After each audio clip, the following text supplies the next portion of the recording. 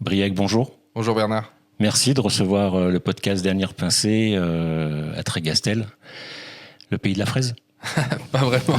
Déjà, merci à toi de te déplacer jusqu'à Trégastel, mais Ouais. non, ici on est plutôt vraiment à Trégastel, sur la côte de Granit-Rose, vraiment au cœur de la côte. Ouais, pour situer, donc on n'est pas très loin de Perros-Guirec, Ploumanac.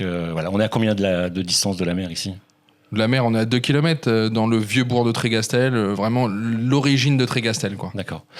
Au restaurant de L'auberge de la vieille église. L'auberge de la vieille église. C'est ça, face à l'église Saint-Laurent qui est magnifique. Ok. T'es ici depuis 4 ans et demi maintenant. D'accord, ok. Explique-nous un petit peu ton parcours, ta jeunesse, pourquoi la restauration, pourquoi la cuisine que tu fais aujourd'hui. Brieg, une école hôtelière à la base ou pas? Ouais, une école hôtelière à 10 km d'ici, à Lannion. J'ai fait l'école Saint-Joseph-Bossuet. J'y suis rentré, j'ai toujours voulu faire de la restauration. À la base, je voulais faire des pizzas, Ok. pizzaiolo. Ça, c'est D'accord. vraiment, peut-être pour plus tard, mais c'est vraiment une passion que j'ai à côté de la cuisine encore en plus. J'ai commencé l'école hôtelière, j'avais 15 ans. Et puis après, forcément, des stages, classiquement. Nicolas Adam, la Vieille Tour à Plérin, qui est vraiment mon village d'origine où j'ai grandi. Mon premier chef. Après, l'Assemblée nationale, Laurent à Paris. Voilà, et puis après l'école hôtelière, Laurent m'a repris, j'ai été embauché au Laurent avec Alain Pégouret, après Patrick Guibaud en Irlande, 2 étoiles Michelin. Puis voilà, après on bouge un peu, on se balade en France, on revient, on repart, on revient, on repart. Oui. Et à un moment, on se dit que ce serait bien de De se poser se poser. avec ta famille. Exactement, avec mon épouse que j'ai rencontrée à l'école hôtelière, Aurélie, qui D'accord. tient la maison avec moi ici. Et puis voilà, on a voulu revenir à la maison. On s'est installé une première fois à Saint-Michel-en-Grève, à l'hôtel de la Plage. Ça n'a pas fonctionné, donc on est reparti au Haut-de-Loire, dans le centre Val-de-Loire. Là, c'est une maison qui m'a transformé vraiment sur l'esprit cuisine. Tout ça, j'avais une belle plage, j'étais chef adjoint, on avait 2 étoiles au guide Michelin, Ok. un chef magnifique, D'accord. Dominique Pépin, qui m'a transformé, qui a transformé l'humain que j'étais. Et ça, c'est important de changer l'humain. Oui. Avec Franck Moisan du Castel Clara à Belle-Île, c'est les gens qui ont déconstruit l'image que j'avais du chef un peu, qui est Du chef autoritaire. Voilà, le chef qu'on connaît, quoi. Ok. Voilà, là avec le merci, s'il vous plaît. Et puis où on travaille dans la bonne humeur, et puis on va tous ensemble, on veut tous le même but à la fin, quoi. D'accord. C'était vraiment ça la clé de ces 2 chefs-là, quoi, de ces 2 hommes. Ok. L'humain, du coup, ça a une importance dans ta vie, sur ta façon de travailler, avec les gens avec qui tu travailles. Bien sûr, que ce soit avec mes petits gars ici au boulot, ou même c'est à côté, on travaille même sur le boulot, ici on travaille que avec des producteurs en direct. On travaille Oui. à peu près 90-95 artisans sur la région. Mais c'est vraiment l'humain qui a primé. Oui. On a rencontré des gens qui travaillaient très bien, mais l'humain passait pas. Moi, si l'humain me plaît pas, j'ai pas envie de bosser avec lui, et on passe. Et il faut que ça marche. Il faut que j'ai envie de travailler ses produits, Oui. que lui ait envie de travailler avec moi pour magnifier derrière le produit et le servir de la plus belle des manières à nos clients. Ok. En fait, quand tu fais pas d'effort, quoi. C'est ça le truc. C'est même pas, non. C'est t'aimes bien les gens directement, quoi. Moi, j'aime ou j'aime pas. De toute C'est façon, ça, y a oui. pas et c'est pareil avec moi. C'est Oui. moi, je fais pas. On vit qu'une fois, on n'a pas le temps. Oui. Pourquoi aller faire faux alors que si on peut être vrai avec des gens, vaut mieux être vrai avec 10 personnes que faux avec 100, Oui. je pense. Oui. Donc moi, le but, c'est qu'on aille tous dans le même sens et que voilà, si la rencontre est bonne au départ, Ouais. voilà. Moi, il y a beaucoup de gens qui m'ont rencontré la première fois, ils se sont dit on va pas le revoir une deuxième fois. Oui, c'est clair. Et ça, je suis d'accord. Oui. Oui. Et au final, la deuxième fois, ils se sont dit c'était intéressant quand même. Moi, souvent, je fais pas la deuxième fois. Ouais.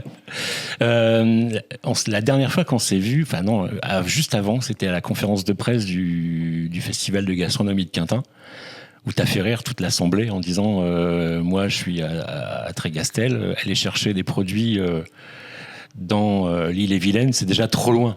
Ouais. Ça m'a fait rire, ça. Tout le monde en plus, c'était de la façon dont tu l'as dit, c'était très drôle. Mais pour toi, travailler avec des producteurs très locaux, donc je sais pas, à moins de 10-15 km ou 20 km autour du restaurant. On essaye, après, on peut pas se cantonner à 15-20 km. Moi, j'ai le cœur de ma famille qui est de Logivy, Plougras, dans les terres. Ce qu'on appelle ici, nous on est dans le Trégor ici. Ouais. Moi j'ai grandi dans le Goëlo. On est Trégor, c'est le centre, on va dire, c'est la capitale un peu dynamique du département des Côtes-d'Armor. Et mes parents, ils habitent sud RN12. Donc ici, dans le Trégor, on les appelle les Ploucs. Ok. Parce qu'ils sont sud RN12 et en fait, ils habitent eux vraiment dans le centre Bretagne, dans les terres. Quoi. Ouais. Et on a essayé de cantonner vraiment là-dessus les gens avec qui on travaille, vraiment le centre Bretagne quand même, pour le mettre en avant parce qu'on a un centre Bretagne qui est magnifique, Oui. qui est très délaissé par rapport à la côte. Et puis voilà, et puis on a une diversité de producteurs. Mais après, voilà, la phrase que je dis souvent, c'est pour revenir sur la petite vanne, c'est je dis souvent que quand on est à Rennes, on est plus proche de Paris que de Brest. C'est vrai. Ce qui est vrai sur le coup, hein, mais Oui. en train, bien sûr. En train, ouais. Mais voilà. Mais du coup, non, on va chercher quelques produits en Ille-et-Vilaine, bien sûr, et on n'a pas le choix sur certains produits qu'on veut vraiment. Oui. Et le but, c'est où on va pousser encore plus loin ici, c'est de travailler avec des gens en direct, ça c'est sûr. Mais c'est pas de travailler tous les mêmes fournisseurs. On a d'autres restaurants dans le coin. Moi, je veux pas aller travailler la même huile que le restaurant à 5 km de chez moi. On a assez de producteurs pour faire découvrir tout le monde, tous les gens avec qui on travaille. Donc, c'est une vraie différence. C'est de travailler des produits locaux, mais en essayant de se démarquer des produits des autres. Oui. Voilà. Ça, c'est vraiment un maître mot ici, quoi. D'accord. Donc, du coup, ta carte, elle est en rapport avec ton sourcing. Tu travailles que des produits de saison. Ah oui, à 100%. À 100%. Et est-ce que c'est peut être ton producteur qui te dit, tiens, dans une semaine, je vais avoir telle ou telle tomate, et qui va inspirer ta carte future? C'est que ça, même. Chez nous, dans beaucoup de restaurants, tu réfléchis au poisson, à la viande. Nous, on réfléchit. C'est le légume qui choisit. D'accord. En fait, c'est le légume qui va choisir ce qu'on va faire. Okay. On travaille avec vraiment 3 maraîchers, vraiment, où on travaille beaucoup. Alex à Trédarzec, ferme de Caréderne. Fabrique du potager à Tréberdin avec Eric et Florence, et Angelo à Plumeur-Baudou. Là, c'est vraiment nos 3 maraîchers. Eux, ils nous envoient des listes toutes les semaines. Ils nous disent voilà, la semaine prochaine, il y a ça. Oui. Et maintenant, ça fait longtemps qu'on travaille avec eux. Donc là, on va savoir que ça, c'est pour 3 semaines. Ça va être 15 jours. Ça va être peut-être un one-shot sur une semaine. Et voilà, donc nous, on s'adapte à ça. Et après, on voit ce qu'on va avoir avec nos pêcheurs. Si on fait une viande, si on fait un poisson, si on fait un coquillage.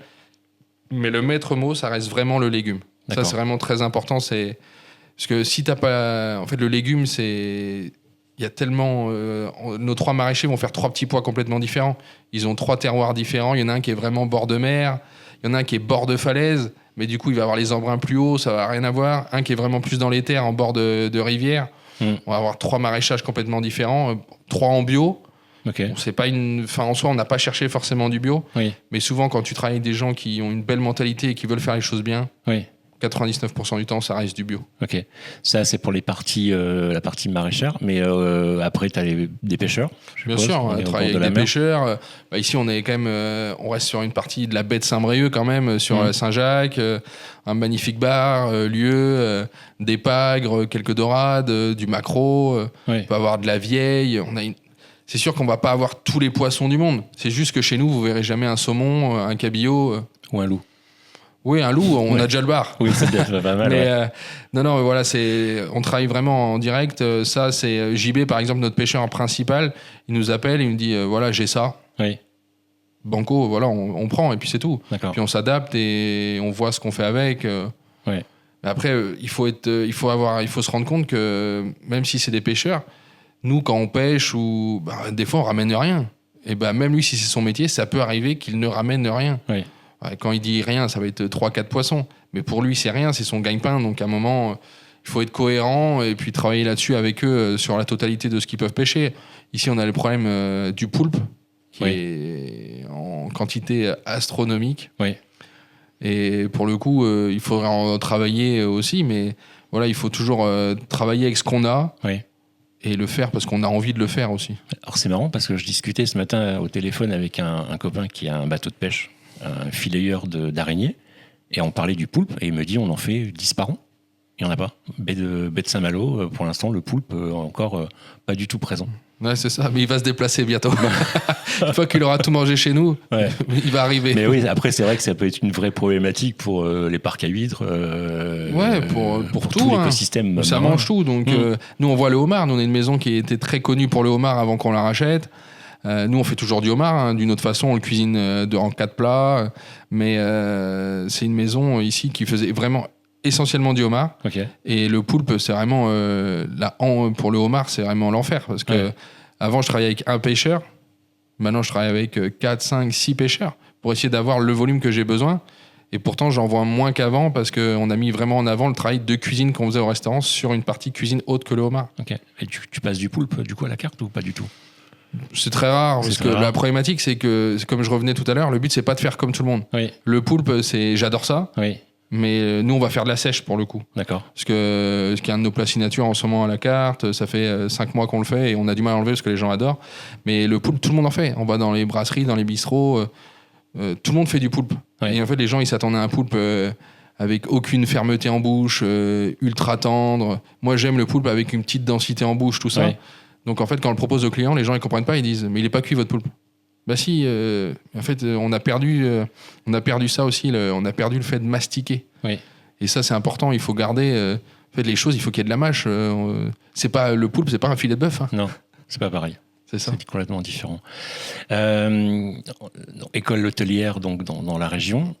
Quand tu étais jeune, t'aimais cuisiner, c'est tes parents, c'est ta famille qui t'a inculqué ça. Est-ce que le fait d'aimer les produits locaux, les produits du terroir, c'était quelque chose que tu as vu dans ta jeunesse, vécu en fait par Ouais, bien sûr. qui t'a été transmis en fait? Ouais, c'est ça. Ben moi, je suis né à Meaux, en région parisienne, en 77. Parce que ma mère a travaillé au SAMU, mon père était militaire. Donc, et pour raison de travail, on s'est retrouvés là-bas. Je suis arrivé ici, j'avais 2 ans, hein, donc c'est comme si j'avais toujours vécu ici. Je suis ma famille est originaire de Bretagne. Mes grands-parents des 2 côtés sont éleveurs, tous les D'accord. 2, en vaches, laitières et bovines. D'accord. Et du coup, ils faisaient beaucoup de terre, beaucoup de maraîchage. Chez mes grands-parents, à Loguévy-Plougraz, à 35 minutes d'ici, on avait 1 hectare de pommes de terre. Ok. Et à côté, on avait d'autres légumes. Donc, voilà, C'était les vacances à la ferme du coup Ouais, l'été? beaucoup les vacances à la ferme, les bêtises. On allait dans les rounds, on coupait les petits cordes bleues des rounds et on ouvrait les rounds. Voilà, des bêtises de gamins. Voilà, on s'amusait. Moi, je me rappelle quand j'étais gamin, on tuait les lapins, on tuait les poulets. Oui. On a fait le cochon avec la saucisse. Il n'y avait pas d'histoire, on ne nous parlait pas d'hygiène. Hein. On faisait ça dans le hangar avec le boucher de campagne à l'ancienne. Ouais. Et moi, j'ai appris comme ça. On faisait nos produits, on les mangeait nous. Ce qu'on avait en trop, les pommes de terre, on les revendait. Ma maman, elle les vendait à l'hôpital à ses collègues. Voilà, une bouchée de pain, comme je te disais tout à l'heure, 10 € les 25 kilos. Quand on se dit ça maintenant, on pourrait presque les donner. C'est notre époque. C'est une autre époque. Ouais. Mais voilà, et d'autre côté, pareil, des éleveurs, beaucoup d'élevage, encore beaucoup de volailles. D'accord. Beaucoup de volailles. Mon grand-père avait une façon, il disait tout le temps, moi je fais 52 poulets par an. Il en faut un pour tous les dimanches, j'en coupe un en 2 pour nous, et le reste on vous les donne à vous les enfants. Ouais. Et du coup, ils se mangeaient un demi-poulet tous les 2, même quand ils étaient que tous les 2, c'était un demi-poulet. Voilà. Ouais. C'était la tradition du La du tradition dimanche. du dimanche, c'était les tomates, les œufs mimosa, une soupe.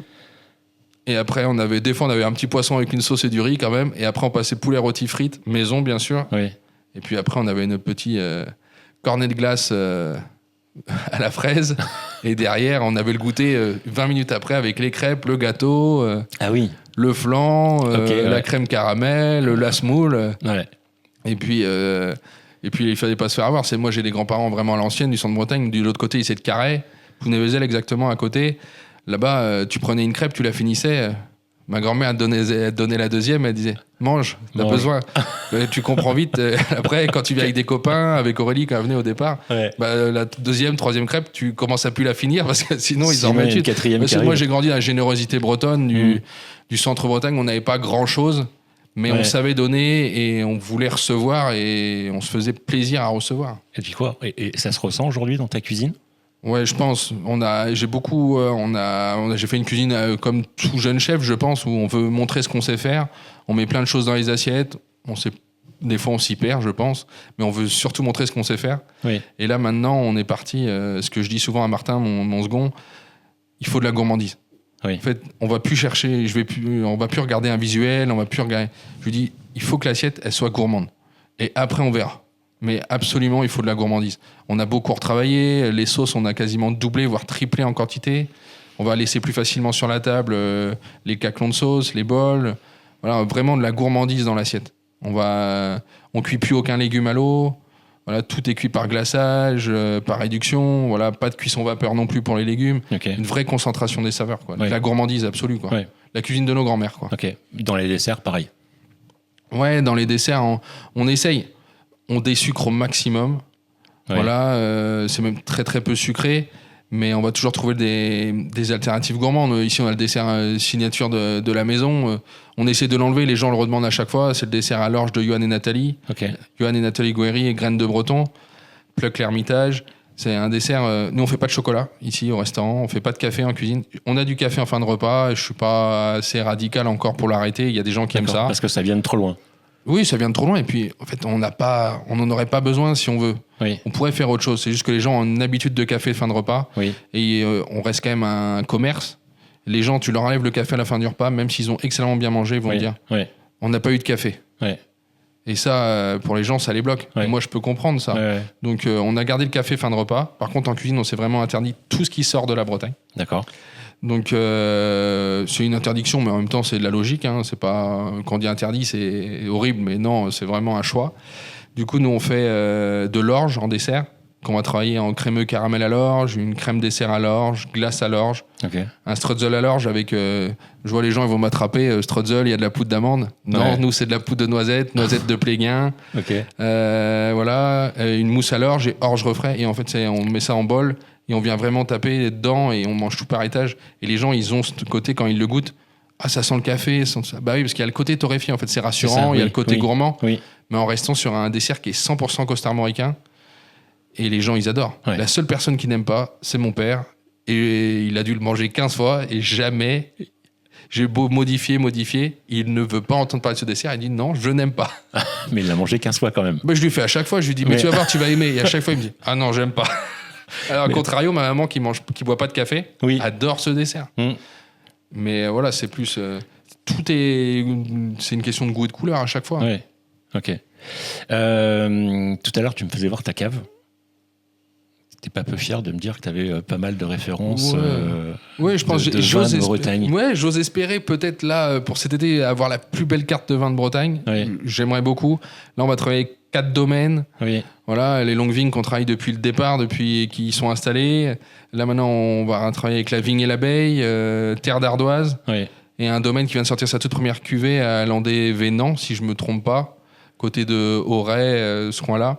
Là, qui vient de sortir un chenin en blanc. Donc, je pense que ça va nous faire au moins 20 références. Ouais. Au moins 20 références de vin breton. Je dis bien breton avec du raisin cultivé chez nous en Bretagne, vinifié et avec tout le travail Oui, derrière c'est du ce qui vin est, en en fait, Bretagne. pour l'expliquer aux gens qui nous écoutent et qui nous regardent, c'est récent en fait que les vignes sont revenues en Bretagne. C'est Parce ça. que historiquement, il y en avait, C'est ça. mais c'est des plantations c'est des vignobles qui sont hyper jeunes en fait. C'est ça, en fait l'autorisation est revenue en 2016. On a le droit de refaire du vin en Bretagne depuis 2016, Oui. sauf qu'il faut du temps pour produire du raisin. Oui. Et il faut des financements aussi, ça coûte cher. Hein, Ouais. donc, parce qu'à un moment, on va investir, mais on va pas avoir de vin pendant 4 ans, 5 ans, ça dépend, 3 ans. Donc au départ, ils sont installés, mais sauf que les premières récoltes, on a dû les voir en 2021. Oui. Je parle vraiment à titre professionnel. Il y avait Mhm. déjà des gens qui faisaient du vin pour s'amuser, mais là, des gens qui veulent vraiment pour faire leur métier et faire des choses qualitatives. Ouais. Et pour le coup, il n'y a toujours même pas d'appellation en fait. Non, nous, Pour on l'instant. s'appelle vin de France. Peut-être 23. je sais pas. C'est pas ça, c'est que le muscadet, en fait, pour eux, ils ont une partie du muscadet qui, C'est pour du eux, pays. est le vin breton. Ouais, c'est le pays nantais. Voilà, eux, ils Ouais. appellent ça le vin breton. Donc, Ouais. pour eux, ils font un peu la gueule parce qu'ils disent, là, il y a du vin qui est fait en Bretagne, mais ça s'appelle pas le vin breton. Ouais. Donc, je pense qu'il y aura des choses qui vont être faites là-dessus. Et puis, voilà, on a des gens qui sont installés pour faire les choses bien. Ils sont pas installés faire pour faire. Mm. Je trouve qu'il n'y a pas d'intérêt de faire pour faire. Donc, ça prend le même temps de faire bien que de faire mal. Ouais. Donc, autant faire bien directement. Ok. Après ta formation, on va changer de sujet. Après sûr. ta formation, ta toute première cuisine, c'était chez qui du coup? C'était chez Alain Pégoret, D'accord. au Laurent, sur les Champs-Élysées, sur le... Donc déjà une belle maison. Ouais, direct. bien sûr. Ouais. C'était une maison qui avait été doublement étoilée. Alain Pégoret qui avait été le chef de chez Christian Constant au violon d'Ingres. Quand Christian Constant, tout le monde connaît Monsieur Constant. Oui. C'est même Monsieur Constant qu'on dit. Hein. Ouais. Il était au Crayon avec la team du Crayon. Quand il est parti au violon d'Ingres, qui était son restaurant à lui, à son nom, il a emmené Alain Pégoret avec lui, qui a pris la place de chef. et qui a pris 2 étoiles Michelin, si je me trompe plus, en 1 an ou 2 ans. Ouais. C'était une des toutes premières. Maintenant, il y a Jérôme Banquetel qui l'a fait. Il y en a certains qui l'ont fait, mais voilà, c'était vraiment une prouesse à l'époque. Ouais. Sauf qu'Alain Pégoret était un disciple de Joël Robuchon, D'accord. du Jamin, de la grande époque du Jamin. Joël Robuchon lui dit Alain, j'ai une maison pour toi, le Laurent, avenue Gabriel, à côté à côté des Guignols. Bon, parce que les gens, quand ils parlent, c'est le théâtre des Guignols en bas. Et du coup, il a dit allez, banco, j'y vais. Tu rentres au Laurent après l'école hôtelière. Exactement, c'est tout à fait ça. 1er août 2013, je dirais, si je me trompe pas. Une petite maison tout de suite. Non, mais en fait, j'ai eu la chance, en tant que stagiaire, je cherchais une maison à Paris. Je voulais une belle maison, j'avais tapé Grand Restaurant Paris. Ok. Et le premier qui était arrivé, c'était Laurent. D'accord. Du coup, je l'avais appelé en stage. Le chef me prend en entretien. Alors là, tu prends une claque. Hein. T'arrives, la maison est magnifique, voiturier, petit salon. Attendez, je vais vous chercher le chef. Ouais. Porte électrique des cuisines. Moi, j'avais jamais vu ça. Je me dis, oula. Là, le chef, veste blanche, magnifique. Puis, il faut le dire, Alain Pégoret, ça reste un beau gosse. Hein. C'est à la salle tous les jours. Ouais. Franchement, il en pèse. Et puis, quand t'es à Paris, ça reste une des grandes gouailles parisiennes. Franchement, en province, il est pas connu, mais à Paris, ça reste quand même un chef qui est très respecté. Ouais. Et j'arrive là-bas, il me prend en entretien pour le stage, il me dit ça marche, tu commences ici en stage, j'y vais, ça se passe hyper bien. Le chef à la fin du stage, il me dit brioche, c'est comme ça qu'on m'appelait. Il me dit brioche. T'es pas vendéen pourtant. Non. Pourtant, j'étais pas très épais à cette époque. Maintenant, j'ai plus mangé, mais il me dit à la sortie d'école, si tu veux venir bosser, il y a une place pour toi. Ok. Ouais, je me dis oui, il dit ça à tout le monde. Il y a 40 cuisiniers dans la maison. Des CV, à l'époque, on avait tant que temps. Et donc là, je finis l'école hôtelière. Je l'appelle, je voulais faire un BTS à Ferrandi.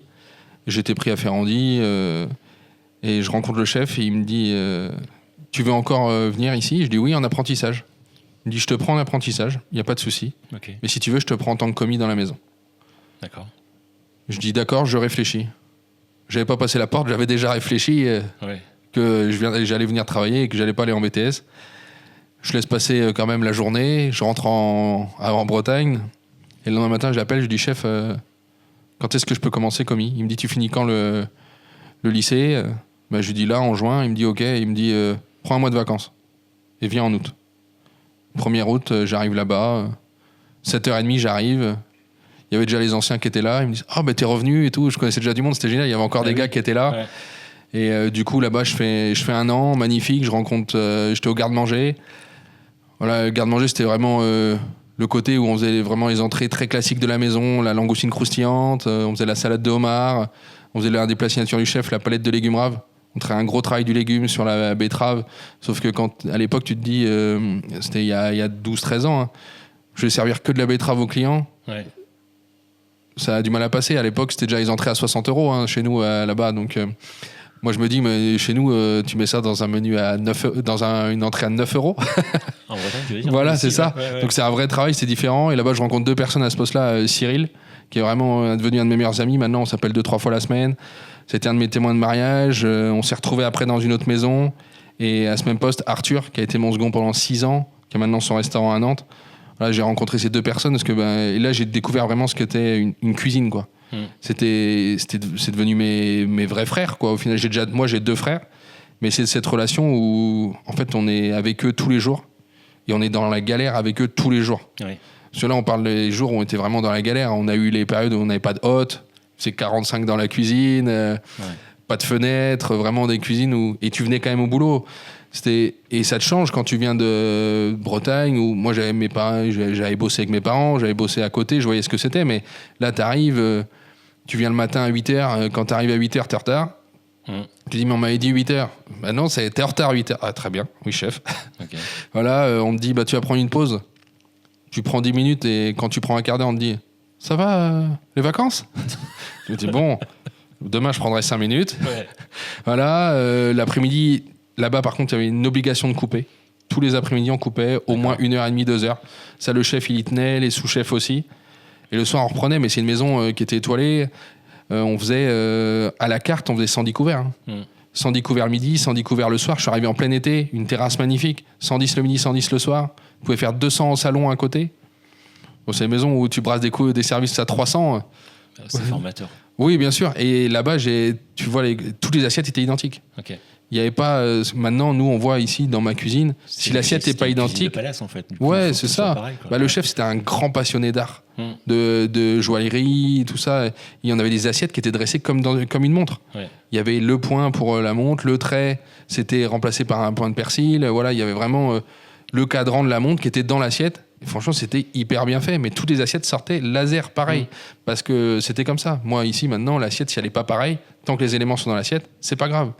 Mais quand tu apprends comme ça, c'est génial. Les taillages, maintenant, j'en parle avec mes gars, les taillages, des fois, ils sont à la rue, quoi. Quand je les regarde tailler les légumes, je dis, waouh, c'est quoi ça? Je dis, c'est pas une brunoise. Oui, si, ça passe. Non, ça passe pas, en fait. Moi, quand je fais les taillages, c'est la même taille. C'est parce que j'ai appris comme ça, mais pendant 1 an, tous les jours, on t'apprend les taillages. Et si c'est pas bien, c'est complètement dingue. Mais on jetait. En fait, à chaque fois qu'on faisait une brunoise piment doux, je sais pas si tu te rends compte, piment doux, mais même pas une mignonnette, du 1/1 millimètre. Hein. Ouais. Et s'il y en avait, le chef, on les rinçait, on mettait ça sur une serviette blanche. Tout ce qui était pas bien, il prenait une cuillère à soupe, il jetait à la poubelle. Mais quand tu fais 1 kilo de mignonnette, je peux te dire qu'à la fin, quand il t'en reste 500 grammes le premier jour, tu te dis, demain, il faut m'en rester au moins 600. C'est quand tu refais tous les jours, et c'est là que ça rentre. Et en fait, c'est là que je te disais tout à l'heure, autant faire bien, parce que ça prend le même temps que de faire mal. Ouais. Donc si tu fais bien directement, puis l'ambiance était meilleure quand on faisait bien, mais c'était ultra formateur. Ouais. Mais ça, c'est à Paris que tu apprends ça, dans des belles maisons. Ouais. Après, parce qu'on était beaucoup de personnel. Ouais. Et après Laurent, du coup, tu pars? Je reviens en Bretagne, parce que j'avais envie de rentrer. Okay. Voilà, là, je fais une brasserie de bord de plage. Et là, tu profites de la jeunesse, les copains, l'apéritif, complètement autre chose. Moins de pression en cuisine. C'est ça, exactement. Ouais, moins de pression et puis t'as moins le goût sur le coup. On faisait pas la même chose. Et là, Rémi, qui était un des sous-chefs du Laurent, m'appelle, je me rappellerai toujours, c'est un juillet, un soir. Il devait être 23h30, il venait de finir son service. Il était chef au Camélon d'Arabian. Et il m'envoie un message, il me dit Brioche, je prends une place de chef. Toujours Brioche? Ouais, toujours. Okay. C'est resté ça. C'est resté. Est-ce que t'en es? Et en fait, quand j'étais parti, je lui avais dit que s'il prenait une place de chef, il m'appelait. Okay. Aurélie dormait à côté dans le lit. Elle déteste Paris. Okay. Dans ma tête, je savais déjà que j'allais y aller. Ouais. Et le matin, je l'appelle, je lui dis Rémi m'a envoyé un message. Elle me dit Je dis il ouvre un restaurant, il veut que j'en sois. Il me dit non. Mais non. Je lui dis si. J'ai déjà dit oui. Il me dit t'as vraiment dit oui? Je dis non, pas encore, mais je vais dire oui. Du coup, je lui dis oui. Et là, nous voilà partis à Paris, réouverture, lieu complètement différent. On ouvre dans une salle de sport. Le Clay en hommage à Cassius Clay, Mohamed Ali. D'accord. Une salle de sport magnifique, piscine en sous-sol, on avait un jardin d'hiver avec un toit vitré. Et là, on ouvre avec l'objectif d'aller chercher l'étoile Michelin. Rémi sortait de la Tour d'Argent, du Laurent, un gros CV. Il venait de gagner Toque d'Or, un des très beaux concours en France. Et là-bas, je rentre chef de partie. Je retrouve Cyril, qui était mon sous-chef au Laurent. Et là, on repart et on tape dans la balle, quoi. Ouais, une équipe jeune en fait du coup. Ouais, moins de 30 ans. Okay. Et que des gars qui avaient envie, que des gars qui avaient fait des belles maisons. Et là, on ouvre dans un lieu atypique. Les gens, ils s'y attendaient pas. On a François Simon qui passe. Et en plus, il nous dit mais qu'est-ce qu'on fait là, quoi? On était un peu les ovnis dans une salle de sport. Mais ça marche. D'accord. En ayant notre carte de gastro et à côté, on faisait une carte quand même pour les sportifs, des omelettes, des choses comme ça. Mais on apprend le classique. On faisait des vraies omelettes blanches, cuites jolie, forme de ovale, ballon de rugby, de la vraie cuisine, quoi. On revenait aux bases et au bout de 7 mois, ils se rendent compte que c'est pas ça qu'ils veulent faire parce qu'on gagne pas d'argent.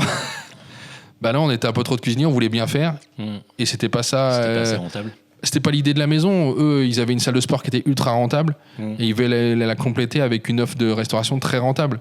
Sauf qu'il fallait en même temps que ça reste accessible pour les gens du sport. Mais nous, on travaillait des produits qui étaient exceptionnels.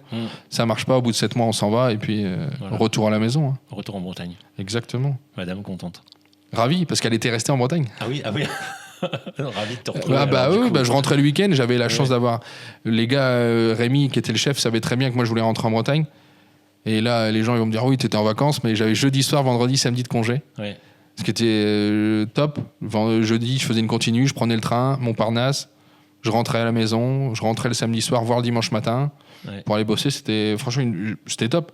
Sauf qu'on avait une vraie expérience à Paris. On a connu le côté ouverture de restaurant, l'achat des assiettes, rencontre fournisseurs. Rémi nous a vraiment mis là-dedans pour faire ça avec lui, rencontrer les gens, et le vrai déballage d'une ouverture de restaurant. Oui. C'était pas reprendre un restaurant, c'est une vraie ouverture, il n'y en avait pas avant. Non. Donc ça, franchement, ça m'a beaucoup servi quand on s'est installé ici. Oui, alors même si à la fin il y a un échec, il y a quand même du positif à. Oui, mais il faut garder que le positif. Ouais. C'est ça. On aura toujours du négatif dans notre vie, des échecs, mais c'est ça qui nous fait grandir. Bien sûr. Si on n'a pas ça, on n'avance pas. Ok. Et puis voilà. Et puis je rentre en Bretagne. Maison Thierry Guérin, chef Olivier Valade, il vient de perdre l'étoile Michelin, l'objectif c'est d'aller chercher l'étoile. À côté de Saint-Malo, t'arrives à la Gouanière, c'est ça, devant la gare. Ouais. Une maison qui est... La Gouanière Cancale, Ouais. c'est l'appellation de la gare. Tu te demandes ce que tu fais là quand t'arrives, Oui. mais la maison est top, la cuisine un peu à l'ancienne, chef qui a été second de Monsieur Bertrand chez Bernard Loiseau. Ok. Voilà, exactement. Et t'arrives et là tu prends une claque. Parce que t'es pas prêt, nous on faisait 40, 50 couverts. Là t'en prends 80, 90 le midi, 80, 90 le soir, grande marée. Là tu te dis qu'est-ce qui se passe, t'es tout seul aux cuissons viande, il est tout seul aux cuissons poisson, et ils sont 4 aux légumes. Et tu te dis pourquoi ils sont 4 aux légumes. C'était il y a combien de temps ça? C'était il y a 10 ans. Ah ouais, mais la cuisine n'a pas bougé, j'y suis allé il y a pas longtemps. Ouais, ils ont refait un peu de travaux, je l'ai vu dernièrement. Mais avant c'était la pâtisserie là où il y a la table de chef, mais voilà. Et là je fais 2 mois et je dis au chef c'est pas possible. Je dis ça marche pas. Je lui dis l'étoile, je lui dis pas sans prétention, mais je lui dis l'étoile, chef c'est normal qu'on l'ait perdu, on fait beaucoup trop de couverts, on peut pas suivre. Et là il me dit oui c'est vrai. Mais il la récupère quand même dans l'année, moi je pars entre temps. Mais il la récupère et tant mieux pour cette maison que j'adore, j'y vais encore maintenant. Et là, j'ai l'opportunité qui s'ouvre à moi, première place de chef. Ok. Et trop jeune, ça c'est sûr, j'avais 22 ans. Mais j'y vais quand même. Parce que tu n'avais pas quoi, la maturité, le recul, puis j'étais la gestion de l'humain ou... Puis j'avais pas la gestion de l'humain, j'étais pas un cuisinier. D'accord. J'étais un chef de partie, quoi. Comme tu es à 22 ans, un chef de parti qui avait les crocs, qui avait envie de taper dedans, j'avais une place de chef de parti, voilà. Et là, une maison mythique de Normandie, pays de Rouen, le Saint-Pierre à la Bouille, le seul restaurant entre Rouen et Le Havre, à être directement sur la Seine. D'accord. En fait, des restaurants en bord de Seine, il y en a plein, mais directement sur la Seine, entre le port autonome de Rouen et Le Havre, il n'y en a qu'un. C'est le Saint-Pierre à la Bouille, village de peintres, maison magnifique. Et en fait, je vais en entretien, je dis Aurélie, c'est pas grave, ça me fera un entretien de plus, et puis ça nous fera un week-end à Rouen. Au départ, on le fait comme ça. Aurélie va en entretien aussi pour la salle. Et ils prennent 80 chefs en entretien. Ça se passe à l'hôtel de Dieppe, face à la gare. Ah, mais c'est pas le petit. Non, c'est costaud, 80 chefs. C'est des patrons qui, lui, il avait travaillé dans l'industrie. Il avait une boîte dans l'intérim à Strasbourg. Oui. Et il savait gérer du monde, quoi. Oui. Et il fait les choses en grand, salon, tout ça. On dort là-bas la veille, on mange le matin l'entretien. Et on se marre pendant l'entretien, quoi. Ça dure 1 heure. Il prend Aurélie en entretien après, l'heure d'après. Et quand Aurélie sort l'entretien, il me dit est-ce qu'on peut manger ensemble à midi? Moi, je dis punaise, le courant a bien passé. Je dis c'est cool, on va manger ensemble. Et là, on va manger dans un restaurant asiatique, mais vraiment de qualité, avec des nappes, vraiment pas le petit asiatique du coin, vraiment, c'était cuisiné. Il y a plusieurs cuisiniers, c'était top. Et on y va. Et là, je m'installe à table, je perce ma chemise, je prends un verre d'eau, j'en mets partout, je mange, j'en avais partout autour de la table, et je regarde Aurélie, je dis mais c'est un sketch, je dis jamais ils me prendront. Et au final, il se passe les jours, et il m'appelle, il me dit Monsieur Le Cam, on vous prend en tant que chef. Ok. Mais je dis comment c'est possible? Il y avait le risque. Mais je dis mais c'était n'importe quoi. Et il dit non, en fait, et après quand on en parle, il me dit vous êtes le seul à nous avoir parlé cuisine. Okay. Mais je dis, vous voulez que je vous parle de quoi d'autre? Parce que je sais faire que de la cuisine, j'ai 22 ans, je suis pas chef, faut pas me parler de ratio, de tout ça, mais je parlais de cuisine parce que c'est ce qui m'anime encore à l'heure d'aujourd'hui. J'aime la cuisine. Donc je parlais que de cuisine. Et je lui dis, mais à table et tout, il me dit, oui, mais on va à table au restaurant, comme ça on analyse. Et vous étiez entier, vous étiez quelqu'un de vrai. Ah bah je dis oui, la nappe s'en rappelle. Et du coup, c'est comme ça que je pars au Saint-Pierre en Normandie, ma première place de chef, avec une maison magnifique. Ok. Et ça a duré combien de temps? 2 ans. 2 ans. C'est bien, tu me disais que c'était pas une... Non, bah c'est que c'était trop tôt. Et même pour eux, au final, ils ont pris un gros risque en me prenant moi. Ça a marché, hein, les gens étaient contents. Mais voilà, moi, je savais pas acheter. Moi, je faisais des listes avant. Oui. Et je donnais, c'était le sous-chef qui passait les commandes. Voilà. Là, je me retrouve, moi, à passer les commandes. Gérer les achats. Plus d'une maison où on vendait déjà à l'époque cher. J'avais un menu déguste à quasiment 90 ou 100 euros. Il y a 10 ans... Voilà, on faisait 10 tables, le restaurant était magnifique. Franchement, on avait une belle équipe. J'avais 4 cuisiniers. D'accord. Franchement, et puis on était jeunes, on se disait on va chercher l'étoile, machin. Mais non, en fait, on n'avait pas le niveau. Ouais. Et on commençait déjà à travailler un peu avec les producteurs, tout ça, mais c'était pas encore acté en moi de se dire j'avais envie de le faire, mais je voyais la difficulté que c'était à mettre en place pour ne faire que ça, que du direct. Il fallait aller chercher les choses. Puis t'es jeune, t'as envie de vivre un peu ta vie quand même, des choses comme ça. On passait déjà des belles journées là, on faisait notre pain, on faisait tout au restaurant. Donc on venait sur le congé pour lancer le pain parce qu'on faisait pas du pain le matin pour le service, on faisait les pains la veille pour lancer une vraie fermentation, comme un vrai travail de boulanger, du pain au levain. Et du coup, on commence à vouloir faire et puis ça marche pas. Et puis à un moment, je me dis, la Normandie c'est bien, mais la Bretagne c'est mieux. Mais non, mais c'est vrai. Oui. Un Normand peut dire ça inversement, quoi. Oui. Oui, ils peuvent le dire, sauf qu'eux, ils seraient menteurs. Ok. Donc, petite incursion en Normandie et après retour sur les terres bretonnes. Ouais, c'est ça. Retour en Bretagne. Après le Saint-Pierre, je reviens. Et là, je fais des petites escapades dans des restaurants. 1, 2, 3. Puis ça, franchement, je me régale pas, je prends pas de plaisir. Bah, tu sors d'une place où tu as été chef, tu as fait à ta sauce. Je reprends une place de chef. J'ai pas de plaisir, je sens que j'ai pas l'accroche avec la maison, avec tout ça. Je repars sous chef dans une maison. Le chef top, la maison pas du tout. Ouais. Je lui dis tant pis, next. Et là, il se passe 6 mois. Je fais 2-3 maisons.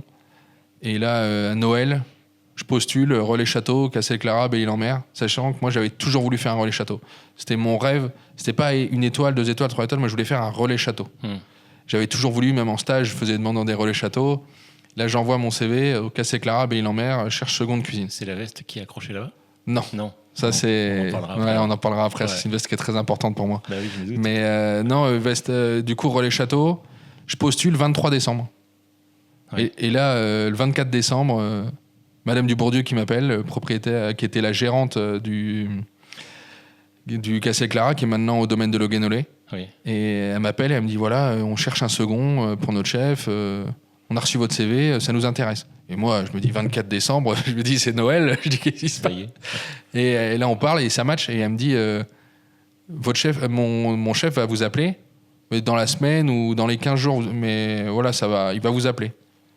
Et je dis ok, donc je me dis très bien, j'en parle à Aurélie, je dis voilà, à Belle-Île, j'ai eu un contact, ils vont me rappeler dans les 15 jours.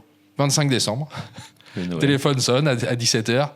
Oui, c'est Franck Moisan, le chef du Castel-Clara, Belle-Île-en-Mer. J'ai 25 décembre, je dis mais qu'est-ce que c'est ? Et là, c'est un match tout de suite au téléphone, quoi. Franchement, l'humain, énorme, quoi. Ouais. Là, je sens autre chose. Avant, tu avais le contact avec un chef, là, j'ai un contact avec un homme, quoi. Ouais. Un homme chef, quoi. C'était franchement autre chose. Et je lui dis, je vais venir vous voir en entretien. On s'appelle 4-5 fois au téléphone. Et là, il me dit non. Il me dit, c'est contraignant, Belle-Île, la voiture, traverser, tout ça. Oui, parce que c'est en fait opposé. Chez moi, je suis originaire des Côtes-d'Armor. Oui. Mais quand tu arrives à Belle-Île, tu arrives donc au palais, c'est Au ça ? palais, exactement. Et l'hôtel est de l'autre côté de ouais, l'île. à Bangor, dans l'Anse de Goulfard. Ouais. Et au niveau des aiguilles de Port-Coton, c'est à l'opposé. Le spot est magnifique. Ouais, magnifique, mais sauf qu'il faut prendre soit la navette. Il me dit oui, mais il faut venir en voiture, ça vous fait de la route.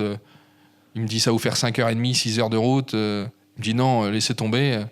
Au téléphone, ça match. On se rencontre ici. Ok. Je dis ok, il m'envoie mon contrat, tout ça. Et là, chose improbable, il neige en Bretagne. Il neige. Et là, franchement, c'est improbable chez nous en Bretagne. Et je me rappelle prendre la route. Il y avait de la neige à la Motte, dans les terres, vers Loudéac. Et il y avait de la neige. Et je me dis, mais c'est pas possible. Et là, tu prends de la neige toute la route. Et là, j'arrive à Belle-Île. Et là, la voiture, tu vas sur le bateau. Moi, j'avais déjà pris le bateau avec les copains pour aller pêcher, choses comme ça. Mais là, tu montes avec ta voiture sur le bateau comme si tu allais en Corse. Oui. Et là, en fait, tu pars à Belle-Île. Ouais. Et là, tu arrives, tu te dis, c'est magnifique. Ouais. Vue sur la citadelle Vauban, les couleurs, rose, bleu, c'est magnifique. Belle-Île, c'est extraordinaire. Oui, c'est vrai. Et là, direct, je cherche pas, direction le Castel. Et là, j'arrive la veille, je rencontre le chef. Ça match. Franchement, ça match. La même chose qu'au téléphone. Et là, je lui dis, très bien. Il me dit, allez voir là-bas au bureau, ils vont vous installer. Je lui dis, ok, je peux venir au service ce soir ? Il dit, non, vous commencez demain. Je lui dis, je peux venir au service ce soir ? Il dit, ouais, venez à 19h.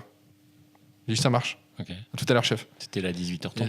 Non, j'étais là à 5h15. J'avais rien d'autre à faire. Moi, je venais pour cuisiner, pour voir de la cuisine. Ouais. Et il me dit oui, vous restez un peu le service, tout ça. Je suis resté jusqu'à la fin du ménage. Ok. À la fin, moi, je parle facilement, ça se voit. Oui. J'ai parlé avec les gars, je savais ce que chacun faisait, tout ça. T'étais copain avec tout le monde le soir. Ouais, le lendemain, quand je suis arrivé, je savais à qui j'avais affaire. Oui. Parce que j'avais eu la chance de ma première place de chef, d'avoir été accompagné avec voir du management pur. Oui. J'ai lu des livres, parce que moi j'avais un patron qui venait du management, de tout ça. Il m'a fait lire des livres, les types de personnalités, voir pour m'adapter aux gens. J'avais déjà analysé tout ça quand je suis arrivé. Okay. Donc le lendemain, quand je suis arrivé pour travailler à 10h, parce que là-bas, travailler que le soir. Génial, quoi. Je commençais à 10h avec le chef, les autres 13h, 14h. C'était le premier jour, on faisait 2 fois à 10h le matin pour faire les arrivages poissons avec le chef. Et là, j'arrive et j'avais déjà un peu analysé tout. Et le chef, franchement, l'humain dingue, quoi. Je comprends, je vois autre chose, quelque chose que j'avais jamais vu. Le chef très proche de nous, puis une machine, quoi. Oui. Une grosse machine. T'as gardé de ça aujourd'hui ou pas? Moi, d'être proche de mes gars. Oui. Ouais, c'est des choses qui m'a inculqué vite. Aurélie est venue nous rejoindre 15 jours après. Le chef savait qu'elle était là, il m'appelle, il me dit, j'étais au réfectoire du boulot, parce que j'habitais au boulot, on avait le réfectoire, il m'appelle, il me dit, dispo ce soir? Monsieur Le Cam, il m'appelle toujours Monsieur Le Cam. Il me dit, dispo ce soir, Monsieur Le Cam? Je dis, ouais. Il me dit, on va manger au Roosevelt. C'est le restaurant, l'institution emblématique de Belle-Île-en-Mer qui est fermée maintenant. D'accord. De chez Christophe Didoun. Et là, il me dit, on va manger. Je dis, je pensais y aller manger ce soir. Il me dit, non, mais on y va tous les 4.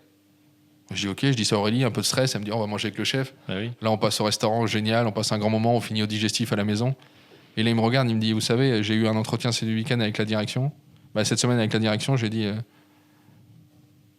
tout ce qui allait pas. Et j'ai fini en disant, il m'est arrivé une bonne chose.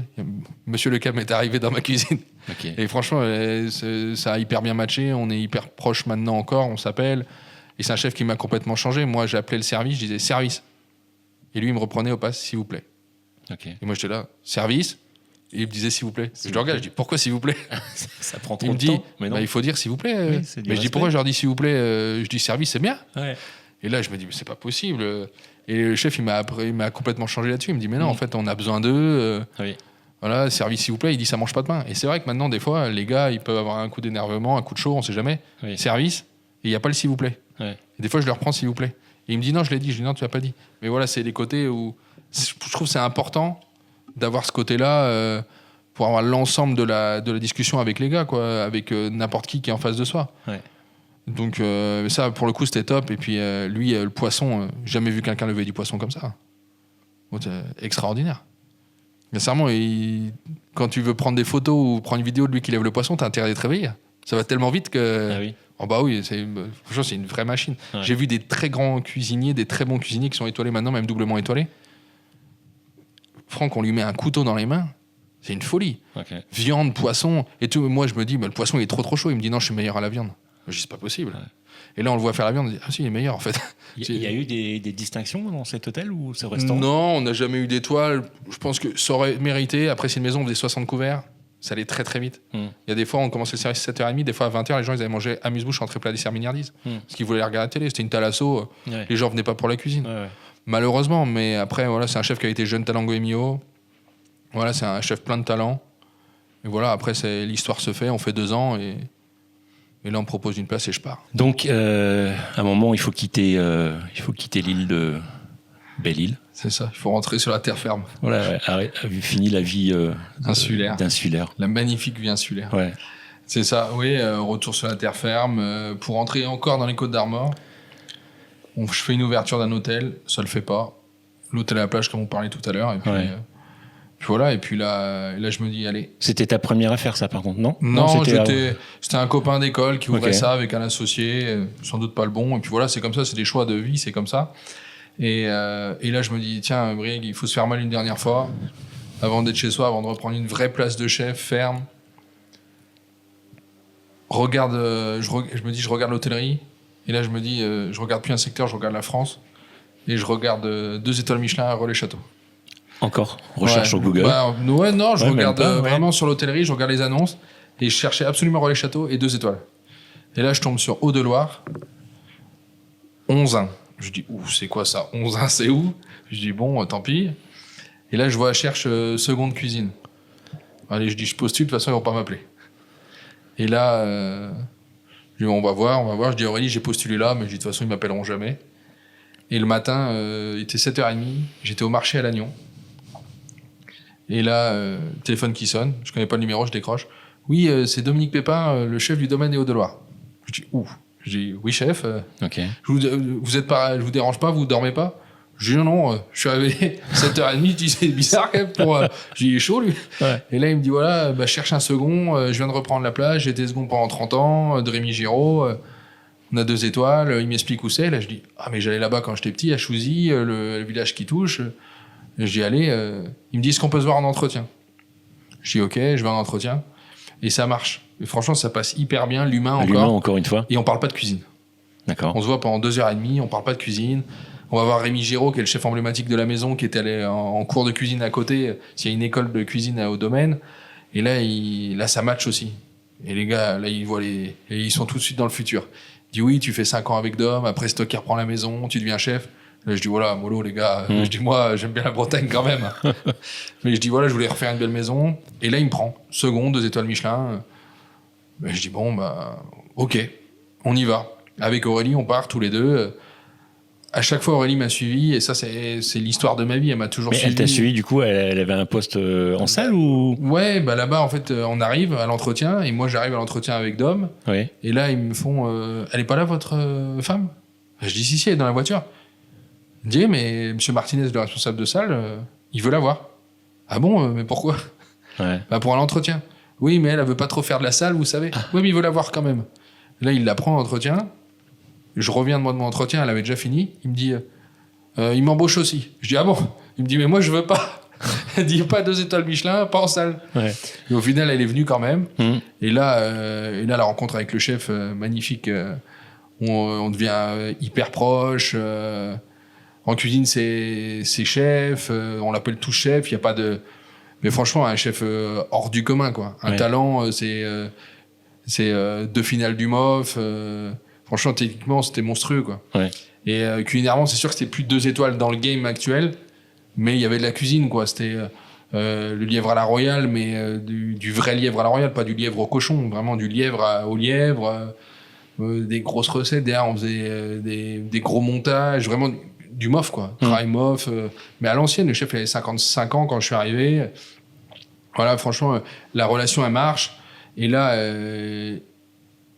Et culinairement, moi, je le comprends pas. Pour le coup, je le comprends pas. Ok. Moi, l'humain passe, mais la cuisine, c'est pas ma cuisine. Je m'y retrouve pas. Je suis allé pour apprendre le gibier, tout ça, c'est en Sologne. Oui. Moi, je suis du bord de mer. Et je veux apporter ça. Moi, quand ils font la cuisine du bord de mer, je le comprends pas. Oui. Les cuissons, c'est pas les mêmes. Oui. Les assaisonnements, là, il m'apprend les assaisonnements parce que lui, il est très salé. Chose de palais qu'on a gardé ici dans la maison. Martin, mon second, vient de cette maison aussi. D'accord. Si je goûte, Martin peut goûter, on aura exactement le même assaisonnement parce qu'on c'est même pas nos assaisonnements, c'est les assaisonnements de Dom. Okay. C'est les siens. Donc nous on a gardé ça parce qu'on trouvait que c'était les bons. Et franchement, ça culinairement, comme je te dis, ça ne marche pas. Je m'y retrouve pas, je ne comprends pas. Et du coup, il le voit. Mais ce que j'apporte dans la cuisine sur le côté humain, fédérer les équipes, la bonne ambiance, on joue à la pétanque l'après-midi, c'était génial. Franchement, les 2 années, elles sont folles. En plus, on sort de Covid. J'arrive vraiment juste sorti de Covid là-bas. On prend un 2e Covid, on referme. C'est pas facile pour la maison. Pour le chef, lui, il se dit mais moi, j'ai toujours bossé. Qu'est-ce que je fais à la maison? Et là, il m'apprend vraiment aussi On commence à travailler le local, mais vraiment. On allait chez Madame No à Chitenay, 25 km du restaurant, et le chef il me dit Brieg, il faut aller à Chitenay là chez Madame No. Je dis pour chercher quoi, chef? Il me dit j'ai commandé 5 kilos de carottes. Je dis oui, et quoi d'autre? Il dit j'ai juste pris 5 kilos de carottes. Mais je dis on va pas prendre que des carottes, chef. Il me dit si, on prend que des carottes. Mais je lui dis chef, on peut pas prendre que des carottes. Il me dit va chercher les carottes. Donc je vais chercher les carottes et je reviens avec courgettes, tomates, aubergines, poivrons. Il me dit pourquoi t'as ramené tout ça? Mais je lui dis chef, je vais pas arriver et dire bonjour madame, je viens chercher mes carottes et je m'en vais. Oui, mais c'était peut-être les meilleures carottes du coin. Ouais, le chef il me dit oui, mais le calibre il est top. On faisait une carotte feuilletée. Il me dit elles sont magnifiques. Je dis peut-être, mais je dis je peux lui prendre d'autres légumes à côté quand même. Ouais. Et là il me dit ouais, mais on va en faire quoi? Mais je dis on va les manger, c'est pas grave. Et là au final on retravaille un peu plus. Mais il me dit oui, mais elles sont quand même superbes ces carottes. Ouais. Et je lui dis oui, c'est rigolo, mais et là-bas, localité, on commence vraiment sur les produits comme ça, riz Comtesse de Chambord, très petite production, peut-être 100 kilos, 110 kilos. en totalité. Donc franchement, c'est vraiment de niche, des produits comme ça. Et là, il m'apprend à me dire, tiens, tu peux aller chercher qu'un produit chez un fournisseur parce que c'est ce produit-là que tu veux. Ouais. Là, ça, franchement, ça me change et je me dis, waouh, c'est vrai que c'est poussé. Sur certains produits, on va chercher, je me dis, juste du haricot riz, quoi. Nous, en Bretagne, on a le coco. Bah, pour le coup, ça n'a rien à voir. C'est d'une finesse, c'est tout petit, c'est vraiment de niche. À côté, on avait les carottes de chez Madame No. On allait chercher les sturgeons à Saint-Viâtre, maison qui faisait du caviar de Sologne, chez Encar.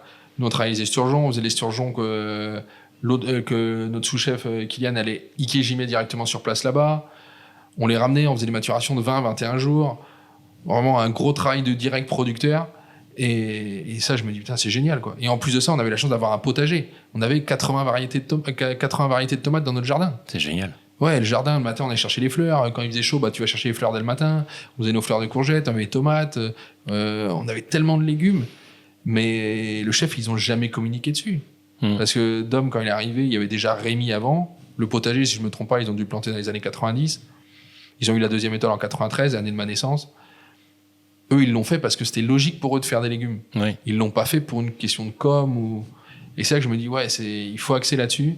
Et je me dis, plus tard, quand je serai chez moi, je ferai pas de potager parce que il faut du temps. J'ai pas forcément la main verte. Et puis, si c'est pour faire un potager, il faut faire tous ces légumes. Comme Pierre Caillet, par exemple, à Valmont, en Normandie. Lui, il fait 50% cuisine, 50% maraîchage. Là, je dis oui, magnifique. M'a fait étoilé. Ouais, voilà. Franchement, Pierre Caillet... oui. Je connais. Dingo, j'adore la maison, le chef c'est top, mais lui il a une vraie image là-dessus. Et moi je me dis quand je serai chez moi un jour, et là je sais pas que je vais m'installer encore, je me dis si je suis chez moi, je ferai que du local, mais que du direct, mais du local en direct. Et là et puis voilà, ça me change et puis c'est top quoi. La maison est dingue. Ça a quand même suffisamment marqué ta vie pour avoir la veste du chef encadrée aujourd'hui dans ton restaurant. Explique-moi un petit peu.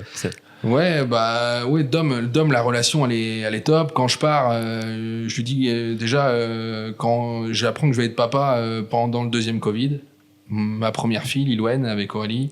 Et là, on est avec Aurélie. Et avant de le dire à mes parents, je le dis à mes parents. Et le lendemain, je dis, il faut que j'appelle Dom pour lui dire, quoi. Ça faisait 6 mois qu'on bossait ensemble, mais la relation était tellement proche. Je l'appelle, je lui dis, chef, je vais être papa. Il me dit, c'est génial, on va faire une garderie, tout ça. Et moi, dans ma tête, je me dis, ouais, mais si j'ai un enfant, je vais pas rester dans le Loir-et-Cher, quoi. Ouais.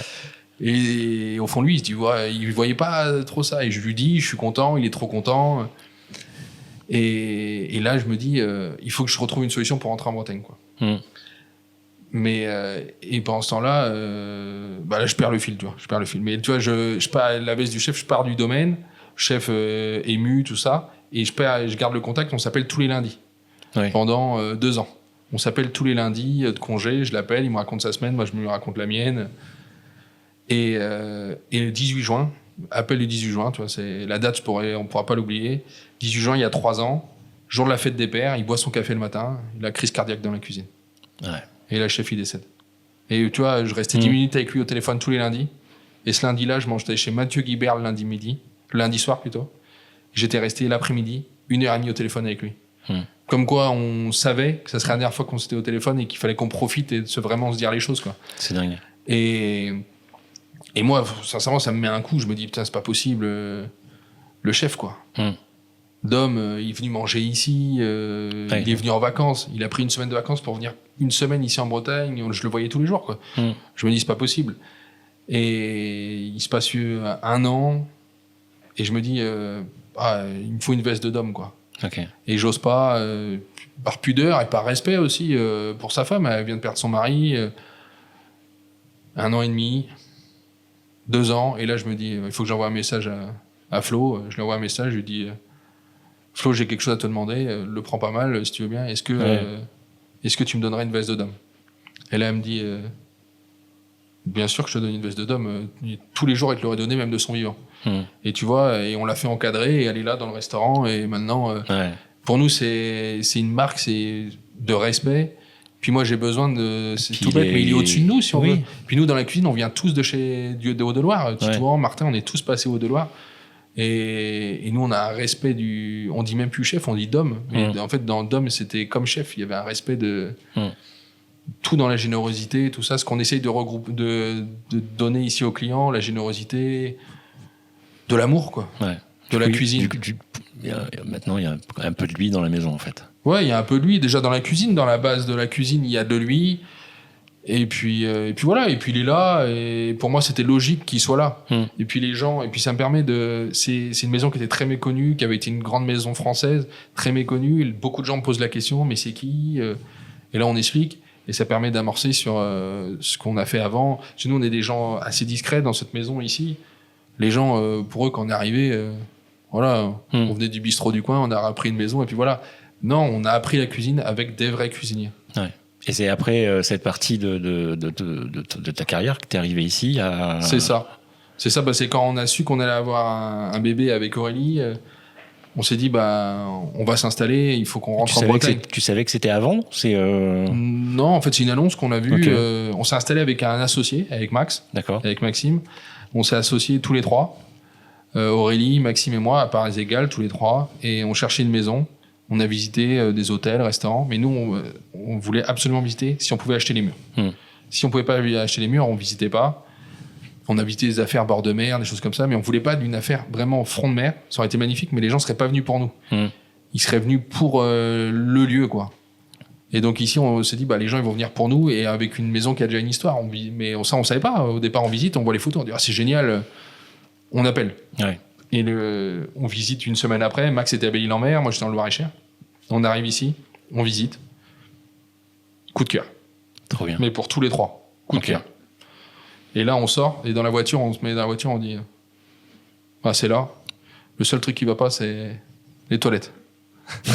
Et là, on se regarde, on dit, si c'est le seul problème, c'est que ça peut le faire. C'est qu'en fait, les toilettes, il n'y avait pas de toilettes aux normes. Okay. Elles étaient loin, il y avait des marches, c'était devant la cuisine. Oui. Et si les gens avaient des soucis pour marcher, ils allaient derrière l'église. On se dit, c'est pas possible, il faut faire les toilettes. Ouais. Et là, on commençait à amorcer le truc, réfléchir à les travaux, ce qu'on peut en faire.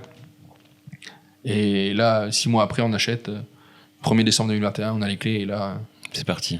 Chamboulement. Tu m'étonnes. C'est ça. Après, nous, ça faisait 1 mois et demi qu'on avait une Lillouen, le restaurant. Et là, ça faisait 4-5 mois qu'on faisait le tour des fournisseurs, des producteurs. Ok. Et là, on a été visiter, 150, 200 fermes.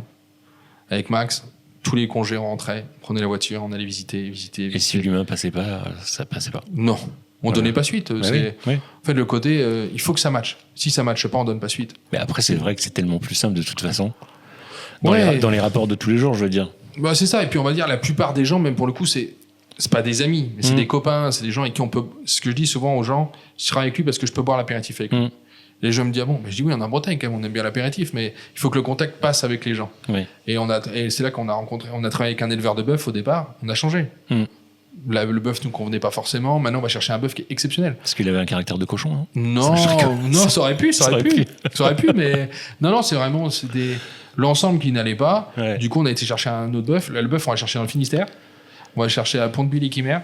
C'est au-dessus du Fou. Et vu sur la presqu'île de Crozon, Rade de Brest. Ok. Et t'achètes des bêtes entières? Ouais, on achète les bêtes entières. Ok. Là, nous, on travaille sur le Languiu, croisé Angus Wagyu. D'accord. Des bêtes qui ont 7 ans, 7 ans et demi. Hein. Donc ça reste quand même, il y a un gros travail qui est fait dessus. Voilà, et on achète 450 kilos. J'ai la chance d'avoir un frère qui est boucher. D'accord. Et nous, on fait le travail derrière, on fait beaucoup de maturation, beaucoup de charcuterie. On fait des jambons, on va faire du brisket, faire plein de choses.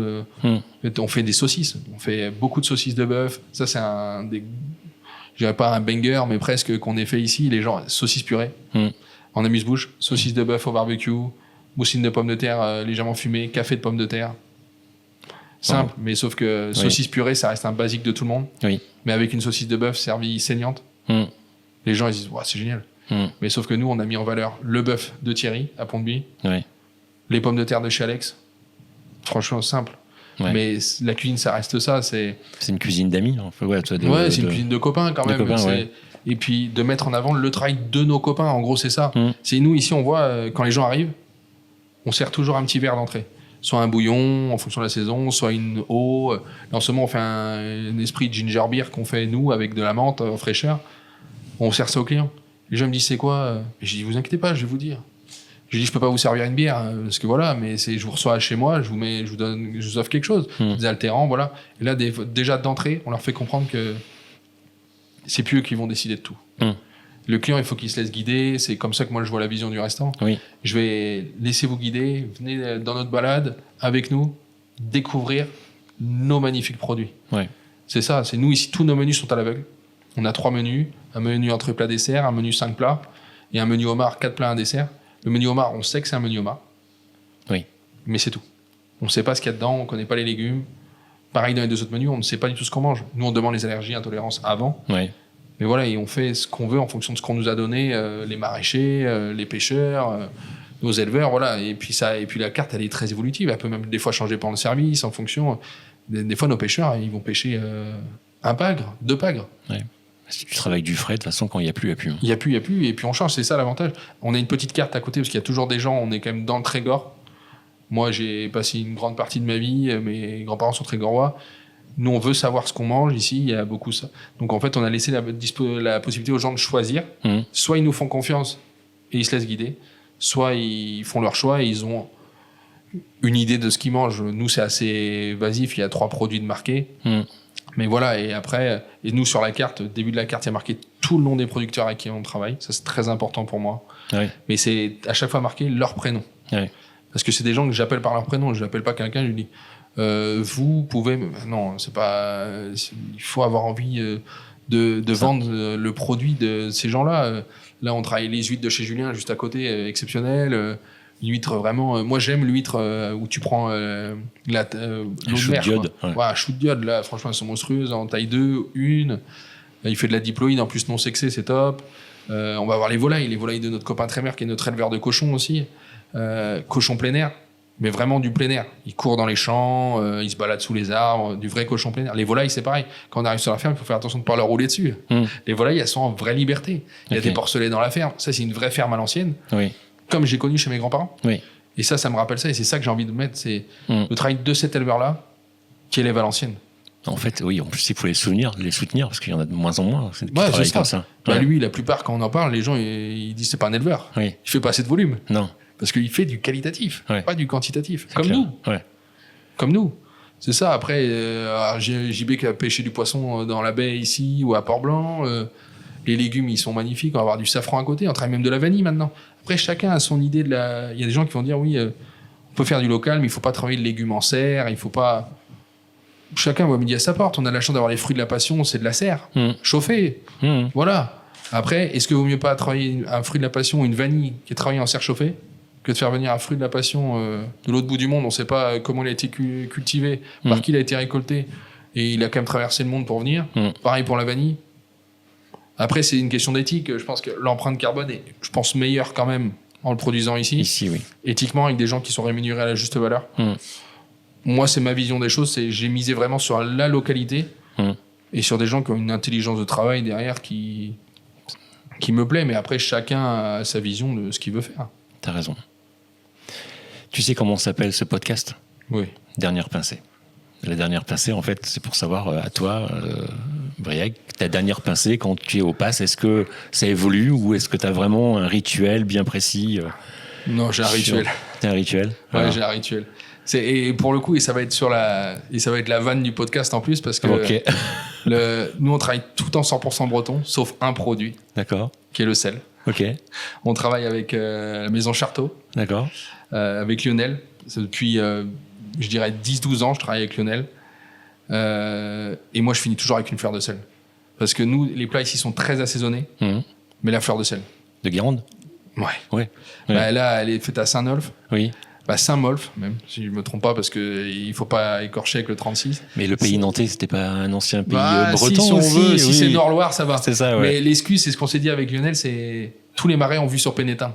Bon, c'est la Bretagne. Voilà, c'est ça ce qu'on s'est dit. Mais nous, on finit avec une fleur de sel, j'adore.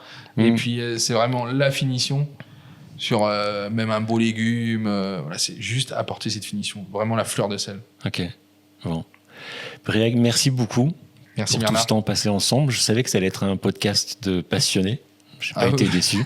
Je pense que c'était le but aussi qu'on fasse ça. Et